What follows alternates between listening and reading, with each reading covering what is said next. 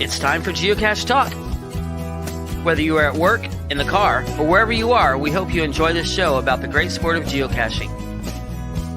If you're watching live on YouTube, you can be part of the adventure tonight in the chat room and participate with others as they watch the show. If you are listening later, please give it a like and subscribe on your favorite podcasting app so that you can get all of the weekly Geocache Talk goodness. If you have not become a patron of the Geocache Talk Network, what are you waiting for? Patron levels start as low as a Bison Tube level at $3 a month. The sign up is easy. Simply go to the Geocache Talk website and click on the Become a Patron button, or go to patreon.com/Geocache Talk.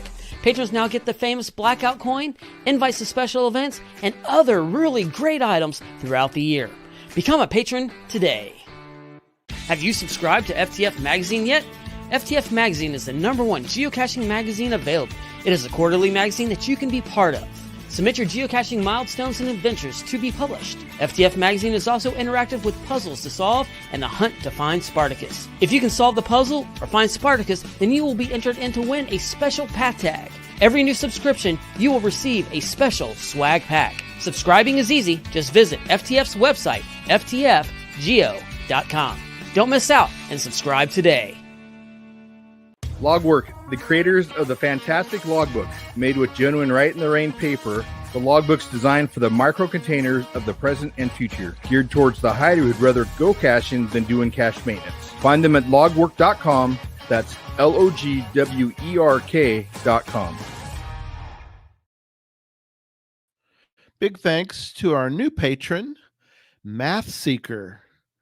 So in honor of her patronage, let's celebrate Alabama, Arizona, and Arkansas. We'll do the A's tonight. Thank you to Tim in Alabama and Carmen in Alabama. And then our Arkansas folks, we got Math Seeker now, Randall, Kendall, Christy, and Christopher, the dynamic duo, and Karen. They're in Arkansas. And then in Arizona, we've got Dan, Isaac, and Todd. So thank you all, the A's and through the Z's, for being patrons and keeping this show on the air, because it costs some money to keep the show on the air. So let me bring in my co-hosts. Oh, there's the Pizza Ninja. Hey, Gary, how are you doing? I'm good. In Memphis.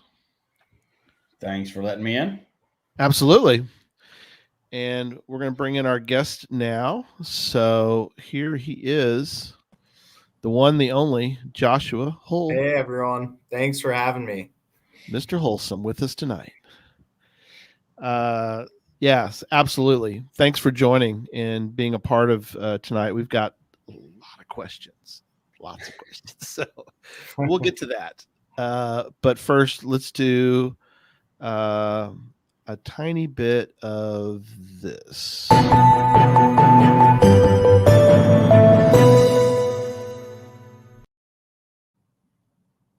So we got some news. John, where do you want to go with some news tonight? We got some news. Okay. Number one is, guys, I know it feels weird, but we're out of souvenir season. Can you believe that? We had like so many rapid fire ones. Yes. There'll be more. There'll be more for the end of the year. There will be more, but not until December. So okay. The December solstice will come December 20th through 22nd, and then Farewell 2024 will come up in December last year, I think. through 31st. There's no like Thanksgiving souvenir or anything coming up?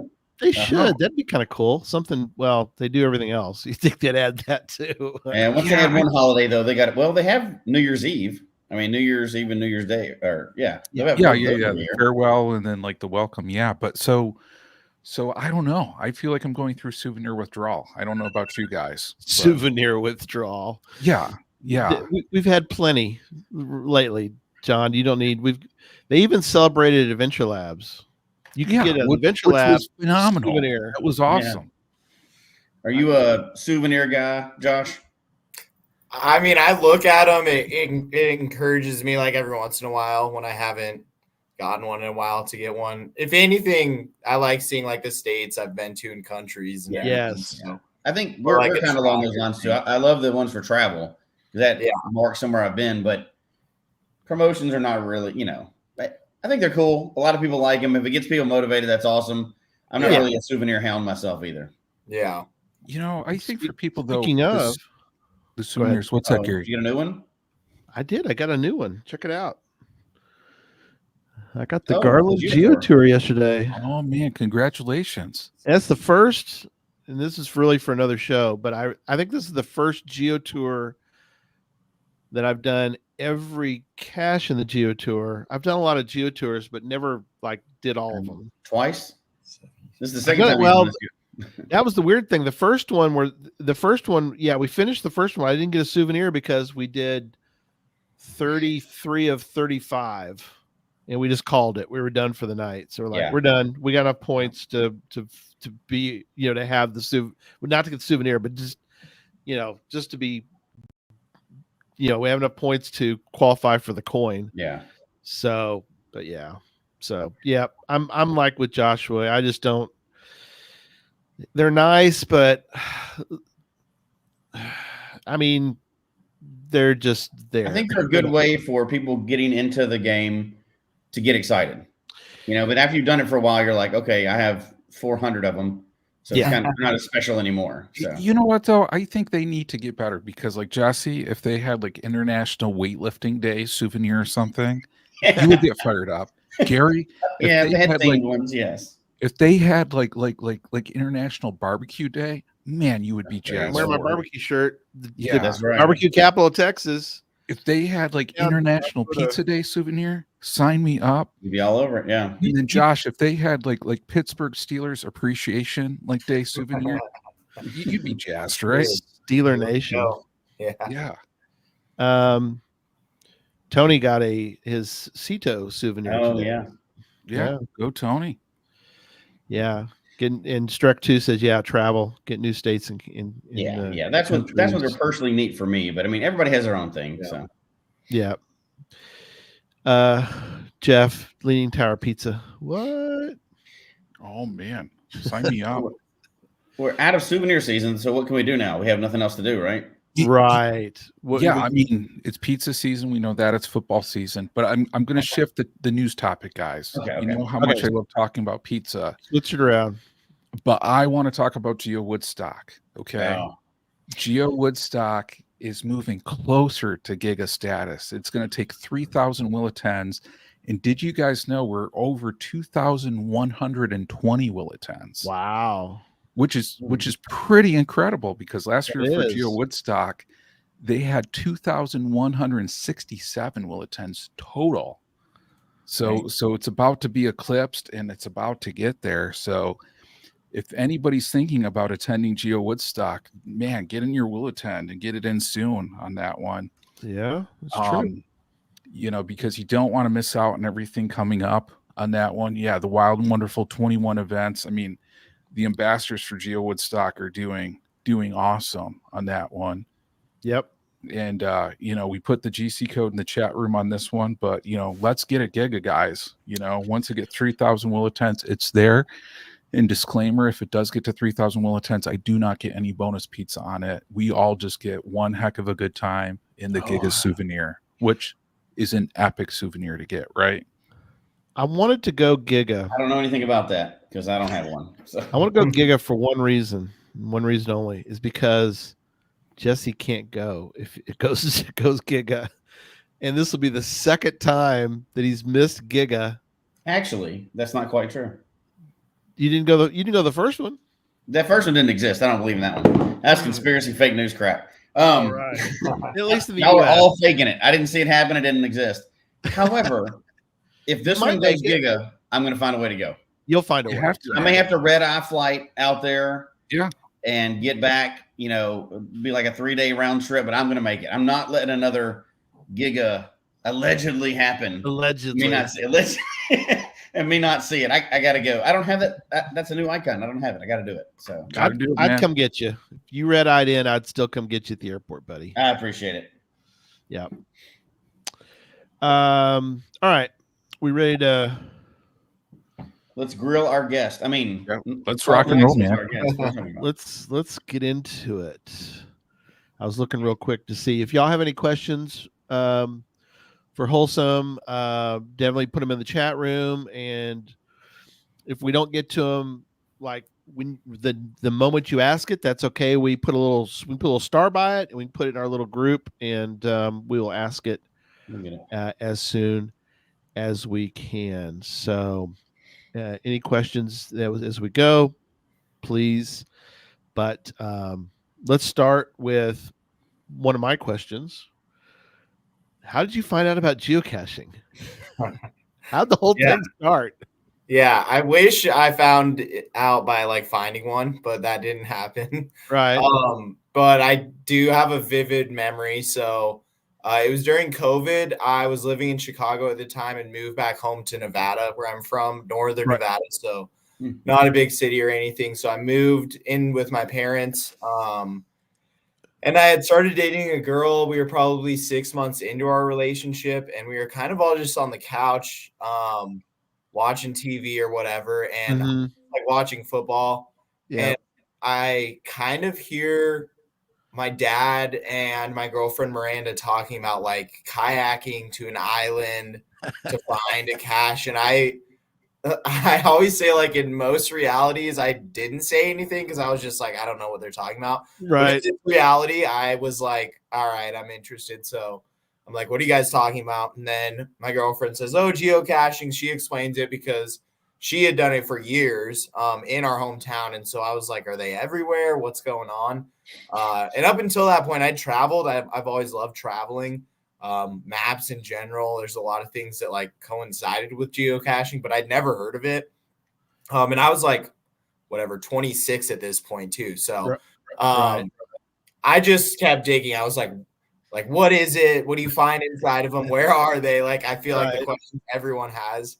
And so she told me everything, and we looked at the map, and there was one that was like across the street from my parents' house at a place that like I made a fort as a kid, and it was hidden in 2005. Wow. So like I had been there as a kid and walked past it and like had never seen it. So the next morning we went up and that was the first geocache I ever found. And it was just like an old military phone attached to some P cord and roped around a tree. And I was just like immediately blown away and hooked. Went and found probably like 5 or 6 more that day, found a nano, everything like that. And then, the rest is history. So just kind of all started with a conversation. My girlfriend basically introduced it to me. That's awesome. Yeah. Yeah. A nano, like the first time you ever see one too, you're like, whoa. It was brutal. It was brutal. It was, I was probably there for 10 or 15 minutes and, because I didn't really know what to look for either. Yeah, I was like, you don't really know. This big, and I'm like, that's crazy. But there's a logbook in that. Seriously? Yeah. Really? Yeah. There's a logbook in it. So yeah, it was mind blowing, and I was shocked. I think that's what surprised me the most is seeing, like in my tiny town of 20,000 people, there was dozens of them all over. So that's kind of what surprised me. Yeah.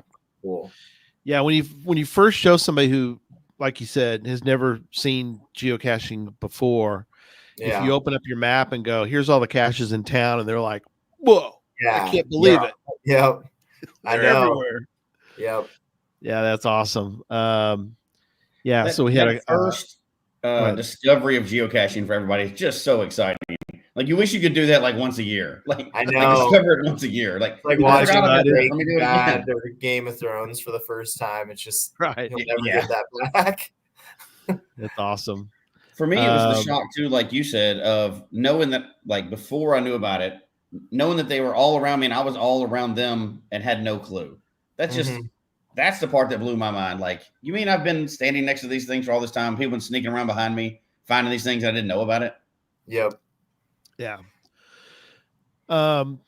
We'll get into the video side of the world here in a minute, but I do want to mention that Bell on the Move says thanks for making a video of his Star Wars cache when he was near LAX. So yeah, That was a great one. I found actually last weekend quite a few 3D printed Star Wars ones, but they didn't have sound with them too.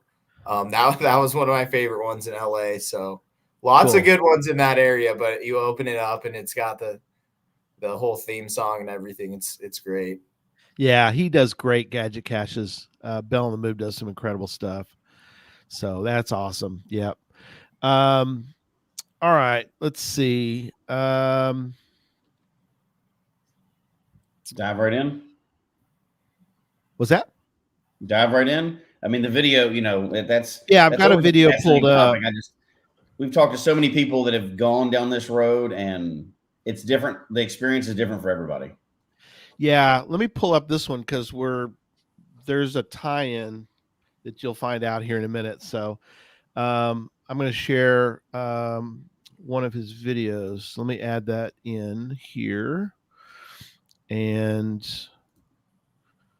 let's go full screen on this page and let's show the video. Make sure I put the sound back on. All right, here we go.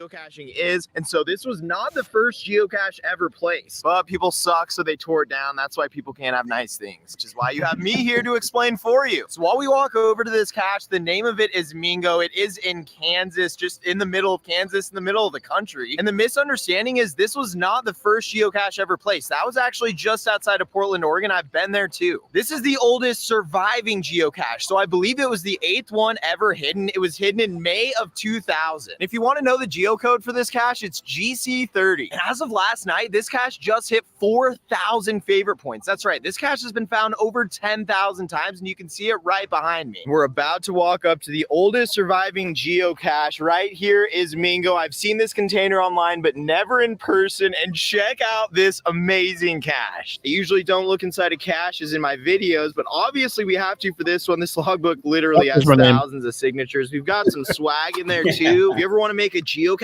trip, come to Mingo. There's a lot of gadget caches in the area as well. Added my signature there. You can see it was found yesterday. Like I said, 4,000 favorite points on this one, so it's definitely a mecca for geocaching. We've officially found Mingo, the oldest surviving geocache in the entire world, 24 years, and it's hidden right off the interstate. Thank you so much for watching this video. Make sure to like and subscribe, and I'll see you all later.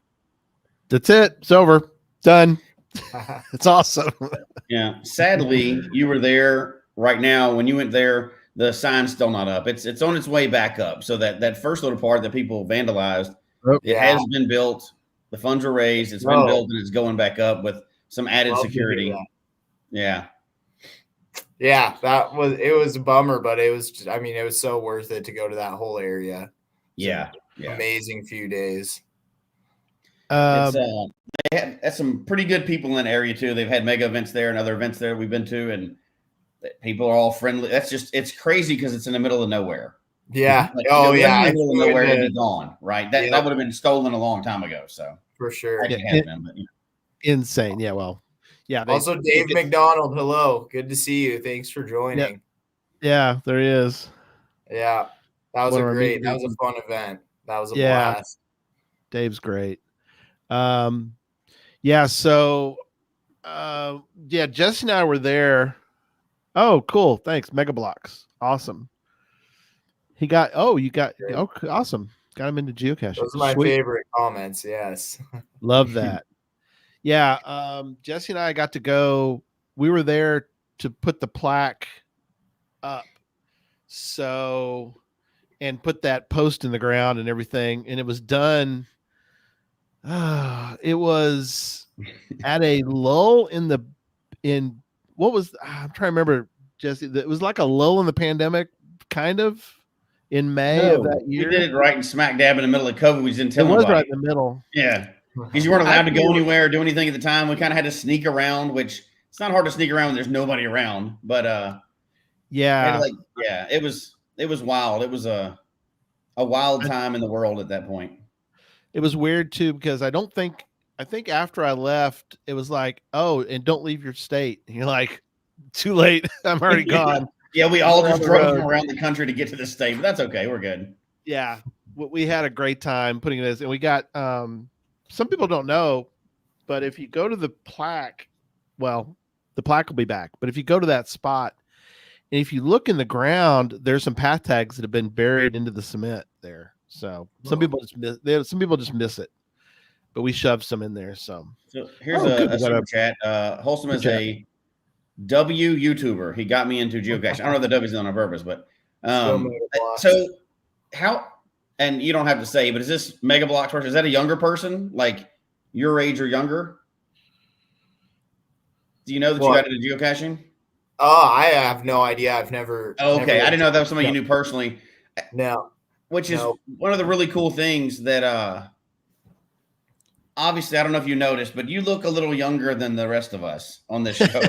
So it's always exciting to us when we find somebody, you know, to us, you're young, right? Obviously to our group, you're young, but your age and younger that's getting into geocaching and spreading the word to other geocachers, which is why these videos are so important that you're doing, not just because it's cool to have videos out, but it's, we got to have we got to have another generation in. This is a game that's been around for over 20 years, and it's sometimes gets filled with people that are older, and we need fresh, new eyes and bringing new stuff into it. So that's why I'm so excited about it, how your videos are catching on.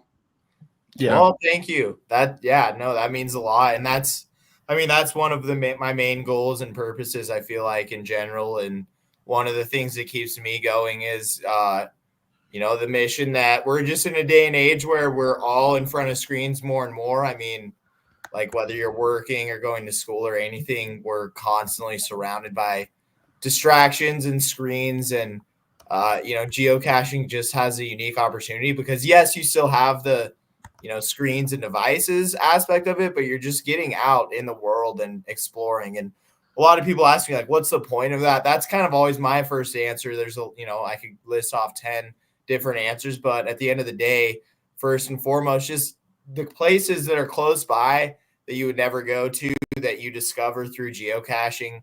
It's just such a unique way to, whether it's local, right in your neighborhood, or some greater area in your state, or, even a different country. Whenever I'm traveling, I open up the app. But that to me feels like one of the main mission points is really, kids now are always on their screens. And so, with that, can they discover this thing that then, it's Sunday, I have nothing to do, I'm going to go outside and try, this. And at least they're getting out there in the elements and getting, some good vitamin D and getting out in the sun. And so I have to remind myself the same thing too. If I'm sitting watching football all day or whatever, I don't get to play video games as much as I have, in earlier phases of my life. But if I'm just behind the screen working all day or whatever, it's just nice to just be able to get outside and, get into geocaching. So absolutely. Thank you. I appreciate that though.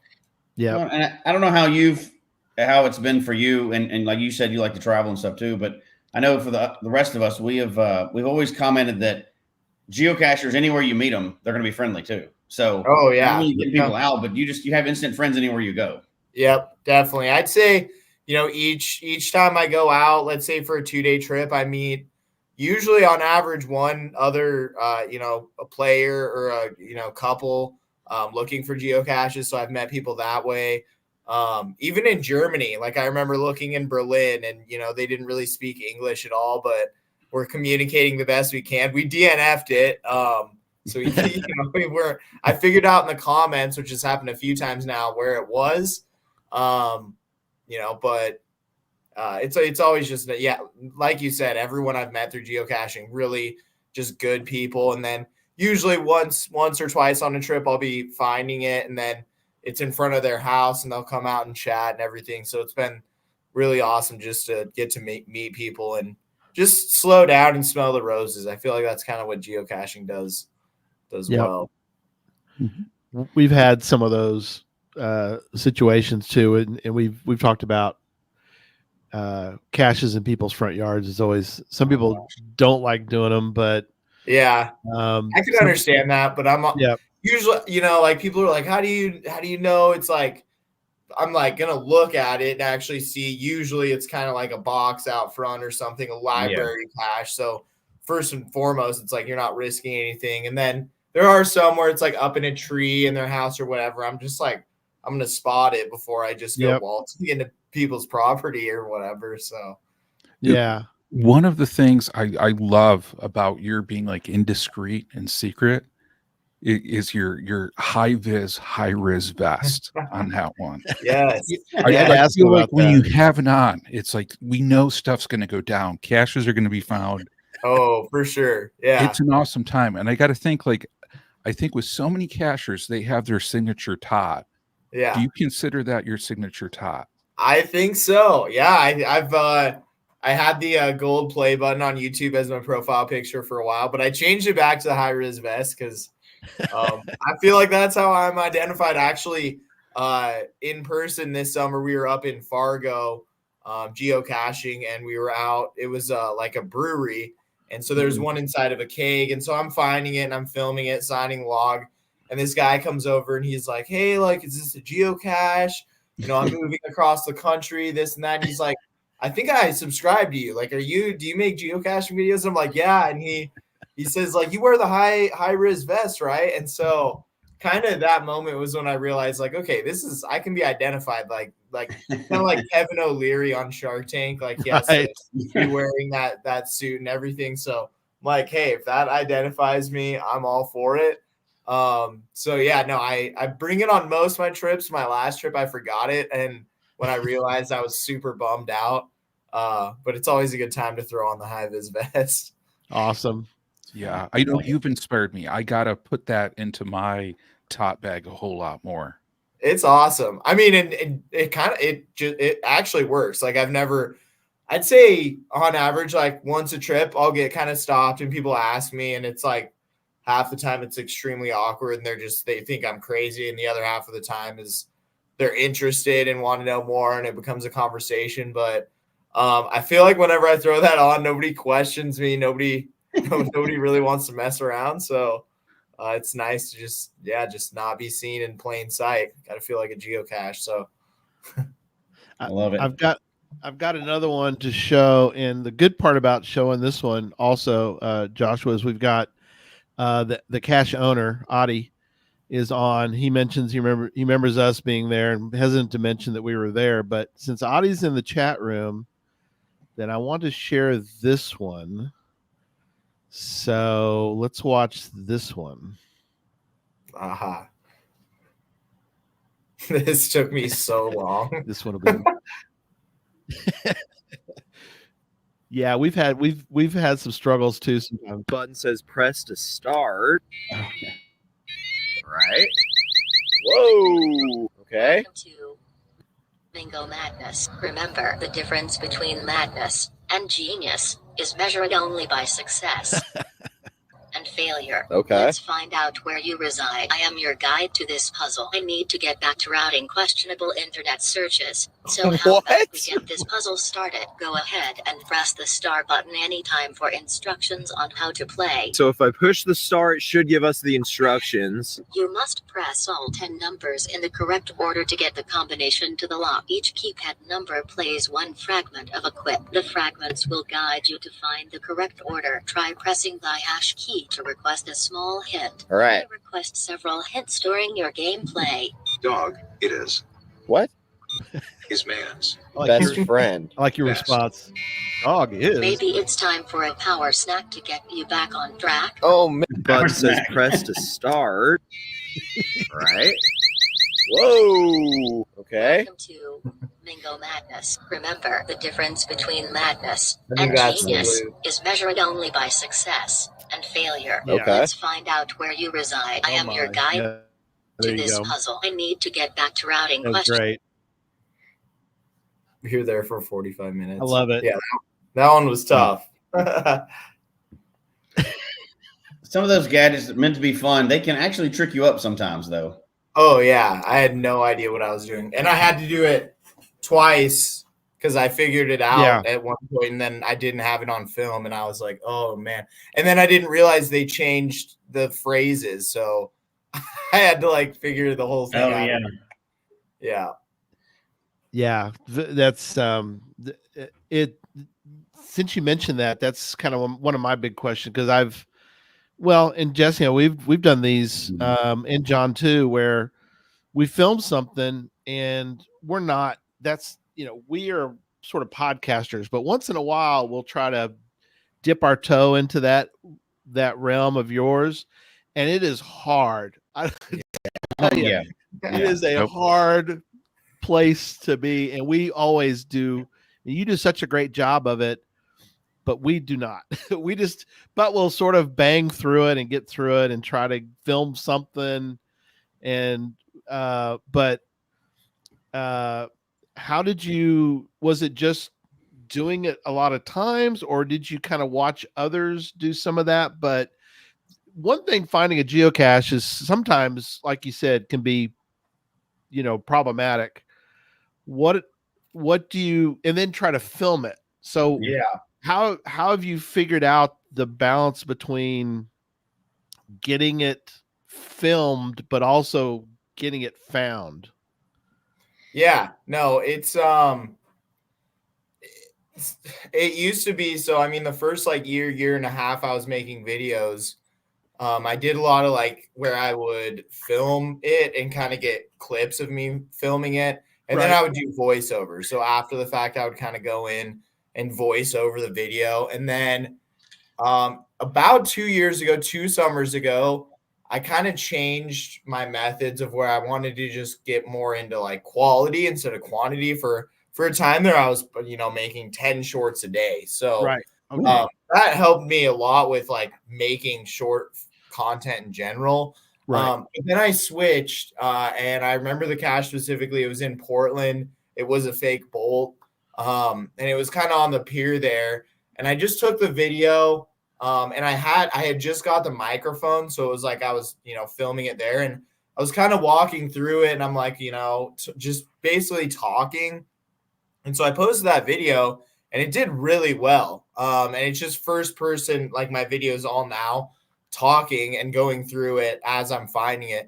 So not only did it do really well, I realized if I just kind of film it as I'm doing it, I don't have to, when I'm editing, like think of this whole story, and it's just kind of like this authentic video of me finding it. So that's where I kind of transition a lot more towards, finding it in first person.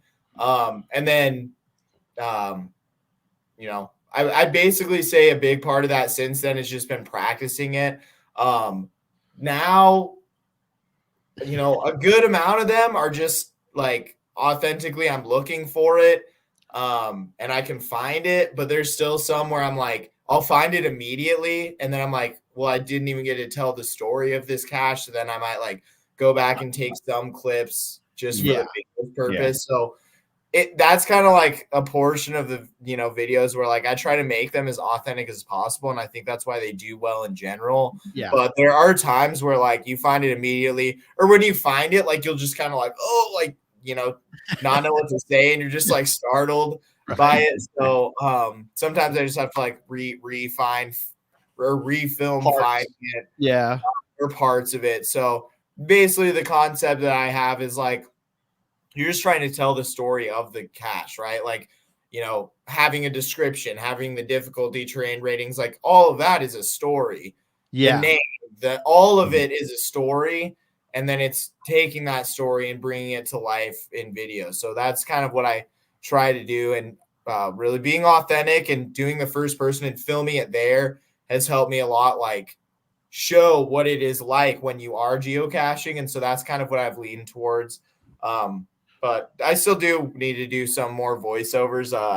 I'm probably too much into one segment right now, but I love though about your videos, because it's like for so many people, it's like, how do you get into geocaching? And it's almost like some of those where you're kind of like thinking out loud and you're walking through people. It's almost like a step-to-step guide. Like, how are you like thinking about it, breaking it down, processing, and taking a look at it? And I think like personally, like if your videos were out when I would have started, I probably would have like started like much earlier in the game, because like my story is I started in 2006 with my brother-in-law, and we DNF'd a cache, and then I didn't really get into the game until another 9 years later. Yeah, interesting. Because like we we just didn't really know what we were doing at that time. But I'm like, man, if videos were out like yours at that time, it's like I probably would have gotten to that game that year, you know? Yeah. I think so and too. That's one of the first comment. Well, I appreciate you saying that. And that's kind of one of the common things that I would hear about people that have talked about geocaching is they'll say, oh, like I tried it once and like I couldn't find it, or it was gone, it was missing. And that's kind of like, well, maybe it wasn't, but there's also, okay, now we can check the activity log. If there's, 5 recent DNFs, yeah, there's a good chance that it was missing. But a lot of times when you're a first, time geocacher, you don't even know activity logs or any of that, right? So, I mean, even favor points, that aspect of the game, field puzzle attributes, I didn't even figure that out until, a while into geocaching. So, I said, I still feel like there's things that I'm learning even now. So I can feel like it's kind of difficult to take the leap from like having the map even to like finding one and understanding, sign log, hide it back and everything. So yeah, no, I definitely appreciate that. Yeah. I think other geocachers definitely feel the same way. And ultimately that's partially why I started too, is I realized, there were a few geocaching content creators and a few podcasts and things, but there wasn't, a huge amount on it either. Yeah, no, you're right. And there have been several that have come and gone over the years. And like I think you alluded to early on, you hit on something really good with the short form version, because it captures the attention and it's short enough. There's several people that have come out over the years and done videos and just get burnt out because they're doing 30-minute videos, longer videos, and it takes forever to craft that. And to keep somebody's attention on geocaching, watching somebody else searching for something for 30 minutes, you really have to have a really creative story to keep them doing that. You can get their attention really quick. Like what we do is a long form discussion. It's not that capture your attention thing. Yeah, and I think you've hit on something really good with that. You're going to get way more people's eyes on that than you would trying to get somebody. Hey, we've done podcasts that are 8 hours long. So, for like fundraisers and stuff, you can't convince somebody brand new to come and join you for that. But they can commit 2 minutes, right? They can commit 2 minutes to watching something exciting. So I think you're going to touch a lot of people that way.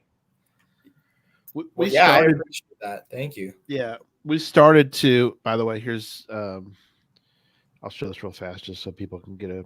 Yeah, I don't want to get into all this again, but I think it's kind of cool. I found the photo, so there's us putting the plaque up. So. That's what it looked like before it got stolen. Before it got stolen, because people don't even know what it looked like before that. But yeah, so we've actually started to put up some shorts of the podcast, which is kind of weird, I think. But we're getting a bunch of hits, and I'm like, I guess they're something people, because they're so short. In fact, there was a comment earlier, and I know Jesse's doing a good job of starring all the. We'll get to everybody's questions too. Yeah, we got a bunch of them we're going to do later on tonight. But somebody made the comment that they really like it because it's a short, it's quick, and it's like kind of that's the world we live in today. Is the short video. But I had another question for you, which kind of gets into the delving back into the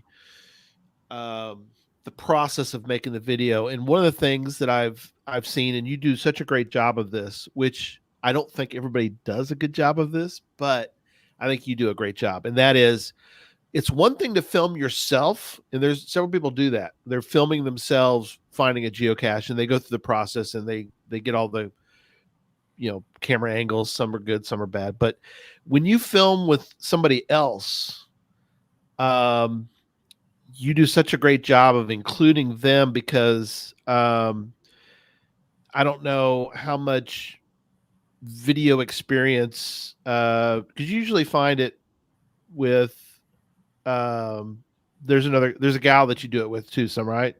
Yes. Yeah, my girlfriend. Okay. Yeah. And so she's sort of just she's into finding the cache, Yeah. And I don't think necessarily she probably is, but I think she's focused on that, and you're focused on both geocache and you're trying to film you Yeah. or film her. So you've got to kind of it's kind of like a director. You're trying to figure out, okay, where do I stand to, because she's trying to manipulate something on a, like the one with it's on the telephone or Yeah. the telephone That pole. one. Yeah. You're I know exactly what one you're talking about. Yeah. Yeah, it was really a hard one. We can pull it up and watch it too. But she's like, no, it doesn't. It goes here, and she's trying to figure this all out. Yeah. So, is that something that you feel like that you've gotten better at over the years, or you feel like that you've got a good beat on how to do that, or you think you're still like in the beginning stages of trying to figure out how to block and get the right shots because you're in it some, and then she's in it. And, so anyway. Yeah, no, that's a good question. I would say definitely still learning, but like when I'm by myself now, I feel like I have a really good, ability to like even stop and think if I found it, like, okay, what clips did I miss or like what could enhance this story? But I think having other people in that, I'm still definitely learning that aspect because that's when it gets hard, but it's also so much more beneficial because it is authentic. Like I'm not ever really, whenever I'm geocaching people, I'm not telling them what to say or like, me, when I'm filming myself, I kind of know the things I want to say or how, what works, what doesn't, how the audience will resonate with whatever I'm feeling or talking about. But when other people, it's like, I like to just leave it up to them and however they react. Right. So trying to mix that in with like, okay, then knowing like, okay, what camera angle is going to actually look good of this shot or anything like that. That telephone pole, that one was probably one of the hardest geocaches I've ever found. It was the last one we found of that trip. And it's definitely always just so fun to geocache with Miranda. Like she was the one who showed me that. I think I saw if somebody asked if we were still dating. Yes, we're still dating. So we've been geocaching every step of the way through it all. But even my other friends that, just showing them geocaching for the first time or people that have been in a few, like my parents, they started geocaching too. They'll send me videos all the time where they're on a trip and like they're in Japan and they're finding geocaches and everything. So I always love making those videos, but definitely something I'm improving on. But it's just, I think it's always kind of hard. It adds a challenge when, you don't have a script or like, you're not necessarily, you don't know where they're going to find it because you don't even know where it is. Or some of them I've spotted it. And so I know kind of how to film it. I mean, I can think of one where I thought I spotted it. I thought I saw a rock that was like cracked open. So I'm like filming it, and Miranda like opens and cracks open this other rock. And I was like, oh, I guess I was in the wrong there. So I think part of it's just honestly that reaction though, when you get that authentic reaction and, you find it or they find it and get excited. So I think that's part of the fun in it. Another thing I really like about your videos, and you said like hard, challenge, and difficult. I love looking through your videos and seeing like difficulty or difficult or high difficult. And I'm like, man, your videos are so cool because like a lot of people could be like, you know what, I want to go for the terrain 1, difficulty 1 caches. Yeah. But like your videos are so cool because they really show like that really rewarding feeling of going for those high difficulty caches and finally getting them, Yeah. And I think that's so cool. I mean, do you seek out those high difficulty? Is that what kind of really draws you more into the game or? Yeah, thank you. Absolutely. For sure. And that's kind of, I didn't discover it until let's say a year into it. So when I was geocaching the first year, I didn't make videos for 3 or 4 months. So I found like 50 of them. First video I made, I kind of just described what geocaching was, and it's evolved since then. But really that's kind of, where I initially was. I completely lost my train of thought. I went back to on the hard ones. Oh, the hard ones. Yeah. Figuring out about the attributes, figuring out how to filter like favorite points, all of that. And there was a period of time where I was like, okay, all about the favorite points. And then I don't want to find 3 to 5 difficulties because like I couldn't do it. Like I felt like anytime I was looking for a 3 or 4, I was like, I was DNFing it. So I was getting frustrated. And then about a year and a half ago is when I really started embracing like, okay, wait, now I'm going to filter. So like, I don't have the 1s and the 2s and it's like 3s to 5s because I was like 4s and 5s. First of all, I stopped being like, not that I was embarrassed by it, but I posted a DNF because I was like, you know what? This is a part of geocaching. Every player can relate and like you don't always find it. And just people are frustrated in the comments like, what?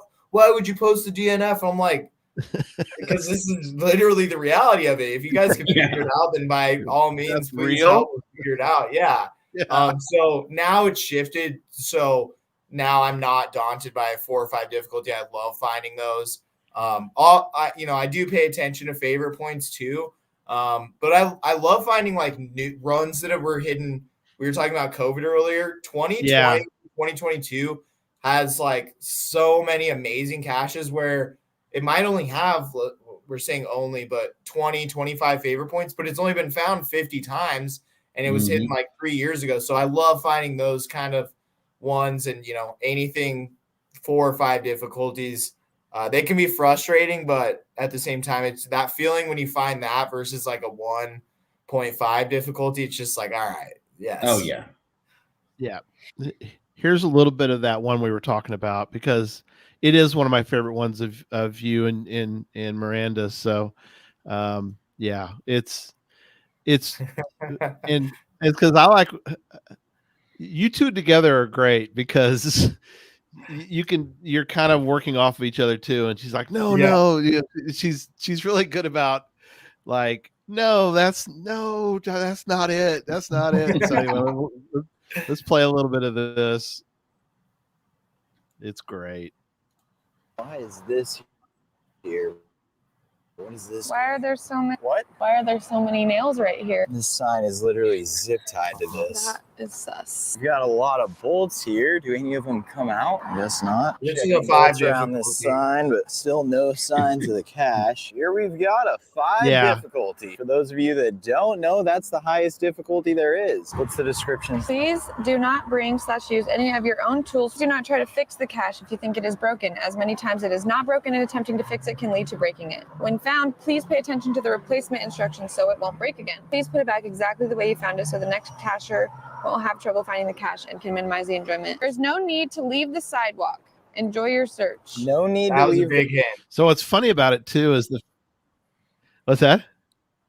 That was a big hint. Oh, we needed that sidewalk hint. Yeah, big hint. Yeah. So I wanted to point out that Miranda read the description, Jesse, on the cache page. Hey, we're all guilty of not reading the description sometimes. It all happens. She's a big description. Like because I'm always like, if I'm struggling, I'll do that. But she's like, description, hint, like give me all the information, then I'll look. Yes. Jesse and I struggled on one that we've talked about before, and I think his wife, Christy, his wife sent a note and said, "Did y'all read the description?" Like, oh, yeah, I guess that might help. That was a live one too, wasn't it? It was like, yeah, we were finding it live and totally bombed it. It was embarrassing. I mean, it wasn't embarrassing because it was funny, but it was, yeah, that was years ago. So what I love about this, Josh, is I can tell that you're in videographer mode, but you're also in caching mode, and you're trying to do both. Yeah. You're like, okay, I got to get this filmed, but yet we're not having any success here. So, but I like I sort of am trying to like, I'm trying to like not pick, but I'm trying to like, I'm learning from you, like the process of like, okay, he's trying to get the information to the viewer, but at the same time, trying to help find it. All right, let's do a little bit more. The sidewalk. Okay, that's a huge hint. I'm telling you, I just have this feeling. What is inside of something in that hole? Can we? Oh, hey. Hold on, wait, let me see. I think we're on the right track. Is there any nails? Okay, it says the cache needs a delicate touch, not. It's so awesome. That's good. It's, wait, let me see I don't that. think people realize, unless they've tried the video, how difficult that is, what you're doing to make entertaining content while also now many people will go find a geocache and then come back and film it. Like they already know what's going to happen. Yeah. It's not live, but I mean, it might as well be, right? The way that you're filming it. And I think, like you said, the authenticity is that's what's selling it. So besides just being short, yeah, you've hit on something really good at that, but it also, like, I know all three of us have filmed several caching adventures over the years. Mm-hmm. I know for me, they will never make YouTube. I'll never put them out there anymore. I filmed them and like, maybe I'm not doing that. It's so much to do. And it does not come out entertaining. And I was there. I know it was entertaining. And I'm like, yeah, there's just an art to doing it to make it like where somebody else can actually get what they need out of it. There really is. You have to have, I mean, I guess you could teach it to somebody. I don't know. I think though, Josh, you've got sort of a knack for stepping away from it in a sense and trying to be the audience at the same moment and saying what we're filming will be interesting to everybody, because there's times when we do the podcast and I try to always remember that people are either watching or listening, and I want to make sure that we stay with relevant and not get too in the weeds on something. Yeah, good luck. Yeah. Well, I try. Go ahead. But that can, I mean, and that's like the double-edged sword. I actually met with geocacher in Seattle, GeoBlocks. I started to post some of our videos too. Right. He has a lot of amazing hides, and he was telling me that he thought they were good because they kind of hit on beginners, and if you're just starting out or haven't geocached, you can be interested, and then experts, because then you do get into like activity logs and difficulty ratings and all of that. So that's one thing that he said, and one thing I try to think about too is and I really tried to focus on it at first was making videos for I felt like there was a lot of geocaching content, and I didn't watch too many of them, but what I would see was it made a lot of sense if you were good at geocaching or like you had done it before, but to a new viewer you would just be like, I have no idea what's going on.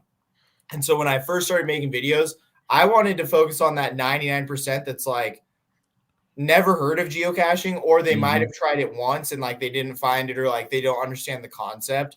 So that was my main focus. Now it's shifted a little bit because I do have my audience, and most of the people watching, they've seen my videos before. They kind of get an understanding. And then I don't try to make videos anymore where it's like, hey, I'm going to inform you of this full subject. But what I do is I try to sprinkle into my videos like, oh, this one I talk about difficulty rating. This one I talk about, it can't be up there because it's only a 1.5 train rating, and that would be a 5. Or, I read in the description that this helped me out with this code, or the activity log had a picture of this sign. So like I try to sprinkle in some of those more advanced things into my videos so that somebody that's just happenstance, let's say the 90% of my audience, 90% of my views are from the shorts feed, them watching where they've seen 8 or 9 videos, it might be new to them, this difficulty rating or activity log, but it could be the thing that entices them, into just going out and finding their first cache. And then ultimately, hopefully being a returning viewer that is geocaching, but also hopefully, watching my videos. But, it's a double-edged sword too of making that, because I want people to watch my videos, but at the same time, I'm like, hey, go geocache too. Go. And I get asked all the time in my comments, why don't you ever show what's in the cache? Like, probably one of my most common comments is, why don't you show what's inside the cache? Right. My viewpoint on it is that's why you go geocache. Because if I just showed you what's inside, you can't, have your cake and eat it too. Go out, geocache. You will see what's inside. And I'll do my best to explain things you might find. Sometimes I do show what's inside, but generally I feel like that's the treasure. Go find it, and you never know, so that's kind of my viewpoint on it. Yeah. I know that the numbers are pretty astounding. I know you probably have, well, we'll get your opinion on it, but you are currently at 1.25 million subscribers on YouTube. And you've made I should say only, but you've got about 1,800 videos on the YouTube side. And we'll talk about the others here in a minute, the other social medias. But what was it? What's your response to that? I mean, YouTube sent you've got how many play buttons have they sent you? They sent you all the silver and the gold, and you get all of them? Yep. So I got the silver and the gold. They're downstairs. I should have put them up. Behind me is the letter for hitting 1 million, but the silver and then gold, I hit 1 million in May or June of this year. So then got that this summer. Wow. What was your reaction? It's completely surreal. I just am so appreciative. It's surreal because I talked about these goals when I first started.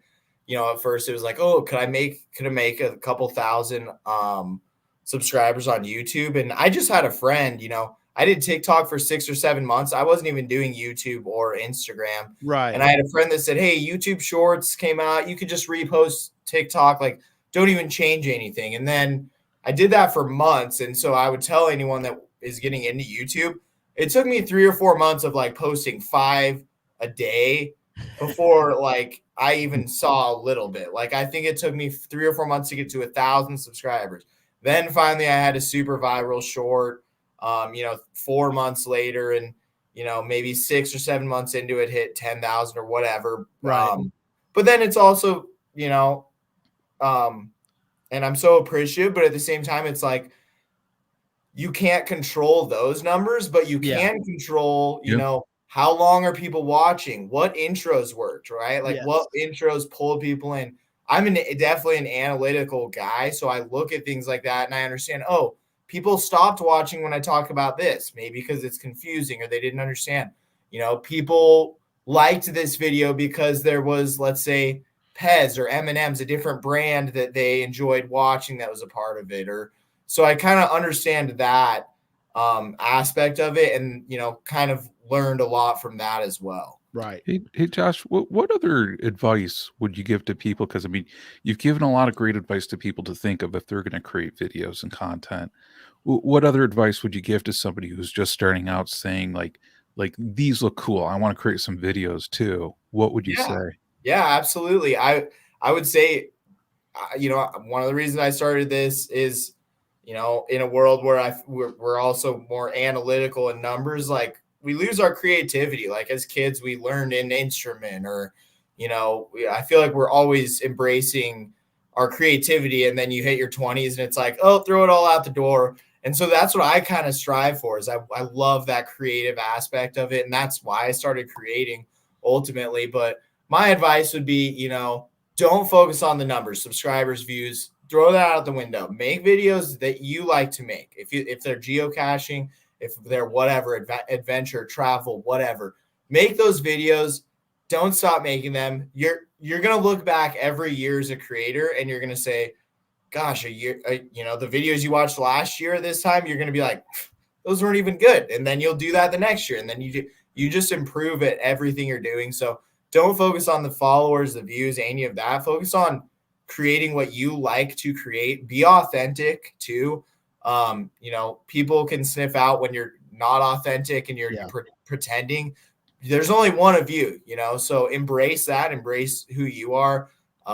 Keep continuing to make, even if they don't blow up, you can always pivot too, but everything you learn, you're able to apply to those next videos. Just continue on and find something you're interested in too. Then it doesn't feel like work. Whenever I'm geocaching, I never am filming or editing. I'm like, oh, this is a work. Like it's something I enjoy. I love planning out my geocaching trips. I love geocaching with other people. I love filming this content, and that's how I'm able to do it every day. So it's that would be my advice. Find something you genuinely love. You love to be involved in. You love to talk about. Keep doing it. Don't focus on those numbers, and focus on the important things that matter. Yep. We're starting to get the end. Do we want to get the starred questions, or Jesse? What do you? Yeah, we you've answered a lot of them, so we kind of saved them to the end so we could go through them. But I want to kind of highlight a couple of them. Do you have a favorite cache find of all time yet? Yeah, I get. It's hard. It's impossible to pick just one, so I'll just do a couple of them. The one that comes to mind is that's just like the core spirit of geocaching. Is I was in Croatia, and it's inside of a cave. Cool. And I had to leave all of my belongings on the beach, so my ID, my passport, everything, in order to go film it and find it. At that time, I was just using my phone. So I have my phone. I have the little microphone plugged into it, and I'm just like swimming with one hand into the back of this cave. Found that geocache. It was like a 4.5 terrain. That day, like it was in Dubrovnik, which is King's Landing of Game of Thrones. So it was in that area, tons of high terrain caches and stuff. So it was like, I'd already climbed a tree. I'd already done a bunch of stuff. And then, so to find that cave, that was a super cool one. Gilby, North Dakota. I mean, you could put literally all 50 of those caches up as like every one of those are my favorite. Unbelievable. But it is also my most watched video, and it's kind of one I always think about is the Despicable the Minions geocache in Calgary. That is just unbelievable, and kind of the whole story behind it, how that happened. That was like one, and then another one that comes to mind is the it's a superheroes Jeopardy in the Washington area by Bounce. That I was there for like an hour finding that one. That one was so cool. So quite a few of them, but those are kind of the ones that come to mind. I've done that one, and we like having Chad's part of the Geocache Talk network doing Gadget Talk sometimes, and those are cool, but those are great. Those are that's the thing I try to tell people about geocaching, because they're like, well, why would you do it? It's like, I have stories that I will have for the rest of my life. Oh yeah. Even with these guys, I'll have stories that I can tell people about finding, the Infernal Device in Oklahoma City. You got to go do Infernal Device because it's and film it. They'll let you film it. So Infernal Device, which finding pizza in the you won't be able to do what Pizza Ninja did, but he found actual, because you can't put food in a geocache unless the cache owner allows for people like this guy, K-Blast. Oh man, that was such an awesome experience for sure. In the cache. So they're like you said, there's stories that you'll have for the rest of your life. Yep. So all right, Jesse, what else we got? So I'll kind of summarize a bunch of them because some of the people have come and gone, and some people are the ones. I think that the theme of that was that you've introduced several people to geocaching. Some of them popped in and out as it went, and there was a lot of talk about your vest. The vest has become as iconic as you think it has, because somebody came in, Cash Crikey came in for like, why is he not wearing his vest? Like, yeah. When he put the vest on, So, oh man, but the one I did save that I had started earlier and I took it out was somebody was asking, and you already answered the question now, but I intentionally didn't bring it up. Was there like, is this the same person, the same girlfriend that brought him into geocache? And I was like, I'm not putting that on there in case it's not. So yes, I'm not getting him in trouble. No, same girlfriend. Yeah. I even paused because like, do I mention Miranda or just you never know, right? So we've all been there. We're like, so how's Julie? Oh, we're not together anymore. You're like, well, I should have known not to ask that question, but I did, and now I feel awkward. So yeah. What else we got? I think that's pretty much summarizes all. And people wanted to know where you've been geocaching, stuff like that. Somebody asked about if you've been geocaching in Australia and a few other places. I haven't done that. I really want to get to the UK next year. I'm going to take some international trips. So I've done Thailand internationally, and then Germany, Czech Republic, Croatia. I think I've done 6 total. Canada and then Mexico, maybe 7. Cool. I've been to 25 countries. So right out of college, I went to like 11 or 12 European countries, and I was over there for 2 months backpacking. And I'm always so bummed because I didn't know what geocaching was. So it almost feels like you're just getting to rediscover the world. Honestly, that's how it feels to me. So that would be one of my goals, though. I think that was one of the questions I saw, like next milestones. One of my like long-term major goals, I want to go not only go to every country, but I want to find a geocache in every country too. So that's definitely high up there.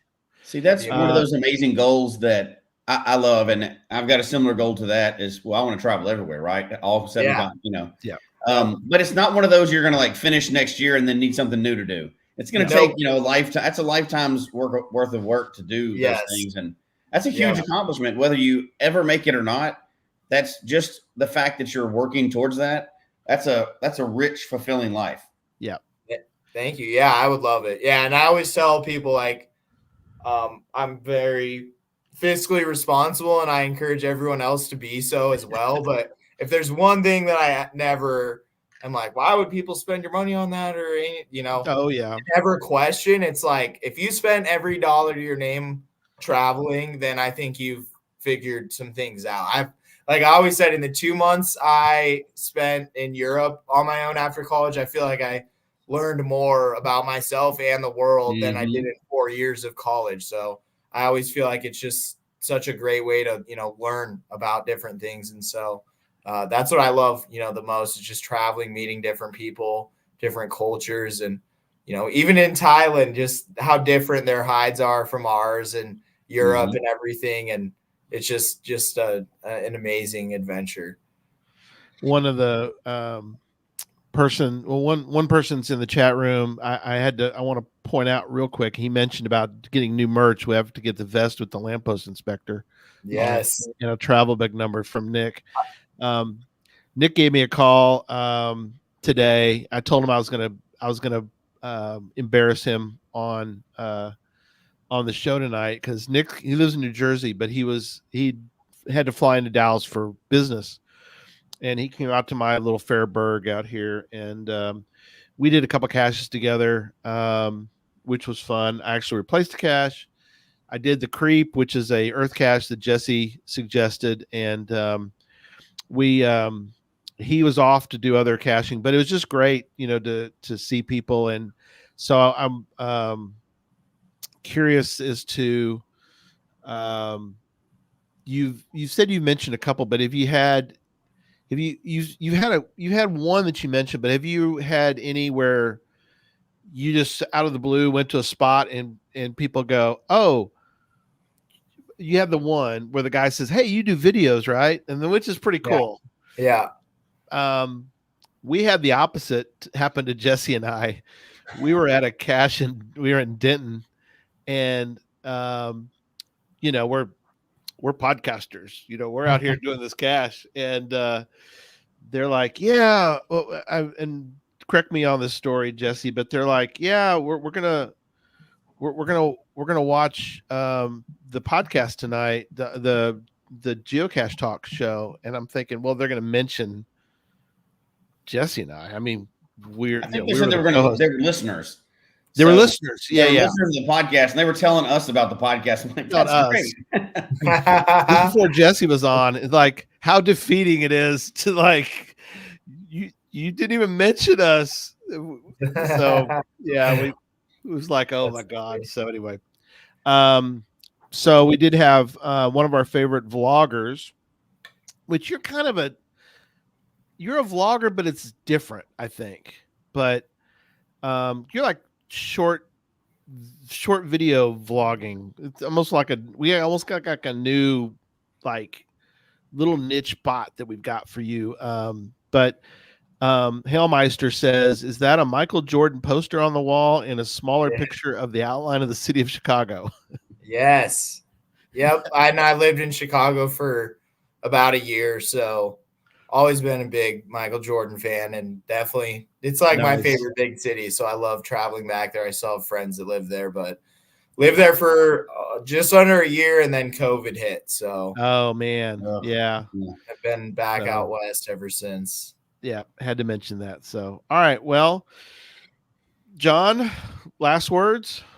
Oh man, last words. Hey, thank you so much for coming on. You know, your videos are just there's some videos that like charge your geocaching batteries and get you excited and make you kind of like experience that magic when you first start again. And man, your videos are just like that. So thank you for all that you're doing for the geocaching community with those. You know, I just want to say I really appreciate that. And just wanted to ask, are you thinking about going to Geo Woodstock, which probably will be a gig event? I'm going to say it will be a gig event. Yeah, thank you so much. Good question. Is it in West Virginia? In Morgantown. Morgantown, West Virginia, which is 1 hour away from Pittsburgh. Okay. I know, that's where I was like, okay, if there's one definitely convincing argument for me to get there, I'm gonna have Pittsburgh right next door. But I do also need to get out to find some. I've heard of quite a few geocaches in the West Virginia region. Yeah. So we'd love to check those out too. So it sounds like a great time to hit both of those at the same time. You won't be too far from our good friend West Virginia Tim. So yes, grab some of his. I've heard some legendary finds. I know. Yeah. So, yeah, very high up on my radar. So absolutely. Awesome. So I'll go next. I'll let Jesse I'll let him be the anchor man tonight for this. But I did want to mention, and again, it's always good to get more subscribers, right? So we have audio also. So I wanted to mention the audio side. Obviously, you can see it on the screen, but I want to mention it for all of our audio listeners around the world. Go to YouTube and go to Hullsome, Hullsome, and subscribe right now. Well, wait a few seconds and we'll be on the show will be over. Then go to YouTube and subscribe and watch his videos because they are incredible and they're wonderful. And I was just so excited that you agreed to come on an old man's podcast that goes on for an hour plus. If hopefully we can turn this, John, into a handful of shorts that maybe we can get people to watch some of our. Yes. Yeah. Yes. So, no, I don't know that that's our lane. I think Josh got that lane figured out pretty good. Covered. And that's kind of so perfect segue. I really appreciate what you're doing because you've hit a niche market, which is the shorts. You know, I mean, not that that's a new thing. Shorts are out there, but for geocaching anyway, you've really maximized that. And it's the important thing about that is you're bringing young people and new people into the game. We've been doing this podcast for years, but ours is a long form podcast, an hour or more. We've done hours on end, but it gets, and as much as we try to hit on the new stuff, a lot of our shows are not really as consumable for people that have not heard about the game before, right? We get into some deep topics and we get into some stuff that you don't even introduce yourself to for about a year into the game. You know, like we have a whole show on puzzles that some people don't even do for the first year. Yeah. So I think what you're doing is very important for that reason. Of course, it's awesome. They're funny videos. They're awesome videos. You're doing great on them. But I think it plays into a bigger deal too, because you're bringing more and more people and young people into the game. And I hate to sound like an ancient person when I'm saying that, but we got to keep recycling the people that are coming into the game. We got to get newer generations into the game where it goes away, right? I'd hate for geocaching to be something that goes away. Like you said, it's getting younger people out, getting them off their screens, even though I know you have a screen with you, but getting them off the screens and get them out in a time when there's so much negativity out there. You can just forget all that, go geocaching, have fun. And I think it's doing a good service for people in general. Yeah, absolutely. No, and I couldn't agree more with everything you've said. So thank you. I appreciate it so much. I think it's, it's valuable in both ways too, right? Because I think people want to listen to Hour Plus Long podcast because there is that information, that even me 6 months in, I would have benefited greatly from like understanding even how to filter to things like a field puzzle or anything like that. So I definitely think there's just value in both. And I would love to, eventually, be involved in more podcasts or have a podcast on my YouTube channel. So when that happens, you guys are all invited and hopefully come on for that too. Awesome.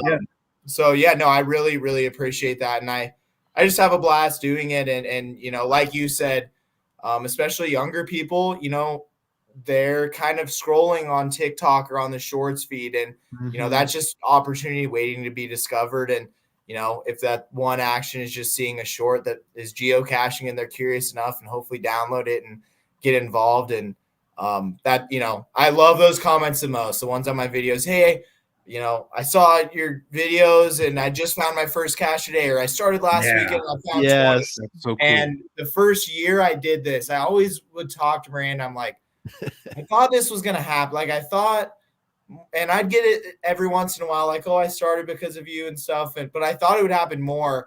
And then about a year or 2 years ago, it was like every day was a new comment. Like, oh, I started this because of you. And, that's awesome. And now it just is so many of my comments. And so that's like my favorite thing to see, because that's just, introducing this game. Like it's just like, and I'll never stop thanking my girlfriend for introducing it to me, or like, thank God that second on the couch when they were talking about it, thank God I was like, what are you guys talking about? Kayaking out to an island?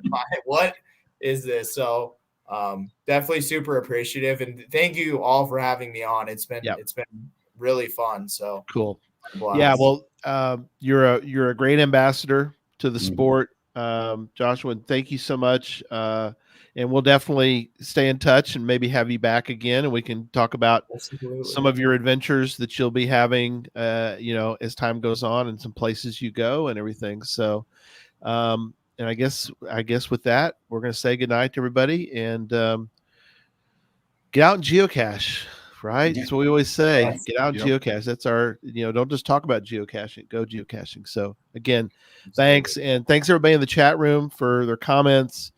We didn't get to all of them, but we got to most, and we do appreciate you being there every week, and it was awesome. So good night. We'll see y'all next time. Everybody. Thanks, everyone.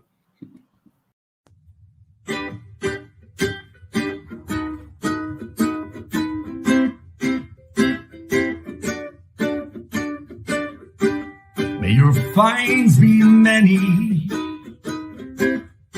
DNFs be few. May the terrain and difficulty both be less than 2. And whatever it is you're looking for, may it find its way to you. And may we all meet again. Folks, we hope you've enjoyed the show tonight. Please email us your comment at geocachetalk@gmail.com. Don't forget to follow us on Twitter, Instagram, and Facebook. The show can be found on Apple Podcasts, Stitcher, Radio Public, or Spotify, as well as at the Geocache Talk website. Don't forget to click that subscribe button below and ring that bell notification so that you can see and hear the show on a weekly basis. And tell your friends about the show. Get them involved with us in the chat room. And until next week, don't just talk about geocaching, go geocaching.